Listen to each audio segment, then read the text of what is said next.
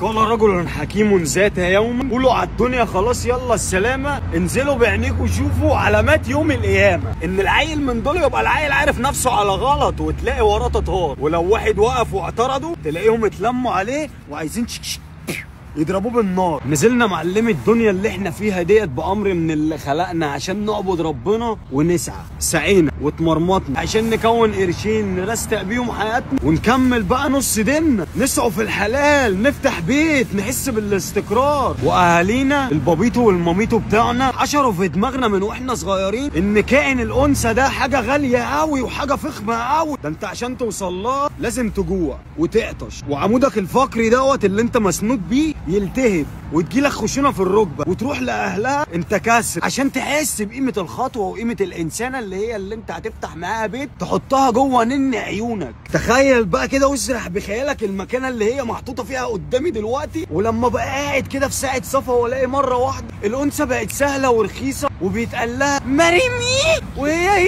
يس ماشي انا معاك، والعيال قاعده شير الله انا عايزه من ده ايه؟ ده ايه اللي عايزه منه؟ وحوالين منه اصحابه، ده حفله جماعيه، ده بارتي. والمفروض بقى ان انت بتصدر وبتحشر جوه دماغ الناس ودماغ الجيل اللي طالع ان ده التحضر، وانت اللي بيئه ولا امير، انت بيئه، انت تساهل، انت راجعي، اخلع على امشي، انت ما بتفهمش، ده الجديد وده الاصول. لا مؤاخذه اخويا، اللي علمك الاصول كان لا مؤاخذه مسطول. الاصول يا بنت الحلال مش انا خطبت لبست وايه انا عايزه من ده. الاصول في اللي في وقتنا هذا ده دلوقتي متمرمط ومطبق في شغل وشغال 12 ساعه وبيدور على شغلانه تانية يحسن بيها دخله، ومتمرمط وبيسمع كلام زي السم، وكل ده مستحمل وبيدوس على نفسه، وجمعيه في جمعيه ويكسر قرشين على جنب والجنيه على الجنيه. انا وانت بيتنا بيتبني، الاولاني اخره هياخدك وهيمشي بيكي كعب داير، هيخلي كعب رجلك 47، وانت في نظره مجرد سلعه هيقف يعمل بيكي تيك توك تعليله الريتش، خلصت الشغل واترميتي زي ما غيرك ما اترمت. والتاني ده عارف مكانك وحطك في برواز وكل يوم بيحط الملمع او يشايفك في احسن صوره. ما هو لا مؤاخذه بقى، معلش اديني فرصتي، السوشيال ميديا عامله شبه بيتنا التاني كلنا بنتجمع فيه. ما ينفعش سيادتك، ما ينفعش ابقى انا صارف ومكلف وداخل جايب لك تفاح امريكاني وجوافه وانت لا مؤاخذه داخل عليها بشطافه،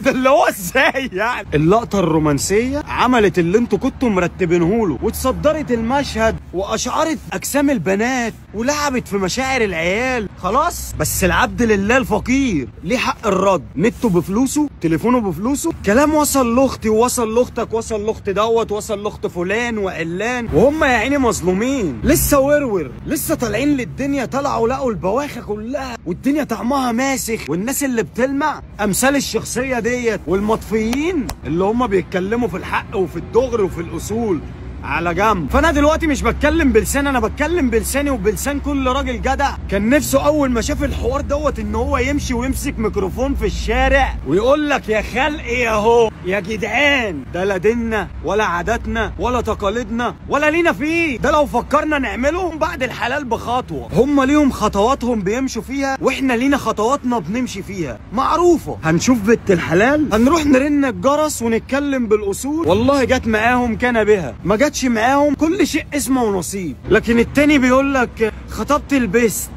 طب وهتروح لابوها امتى؟ بعد ما تعمل تيست؟ دي حاجه تجن والله. هو في ايه تاني اللي هيحصل؟ يعني الخطوات الجايه ايه؟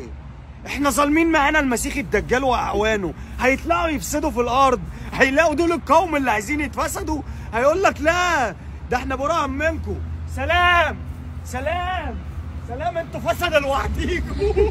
بص الكوتشي، بص اللي مش عاجبه الكلام يعمل لي بلوك ويقدرني ان انا راجل تسول راجعي ماليش في التحضر والكلام دوت، بس اللي اعرفه ان اللي هتبقى ام عيالي ورب اللي يعز ويذل، لكل اللي في خيالكم هيتعمل بس بالاصول. سلام.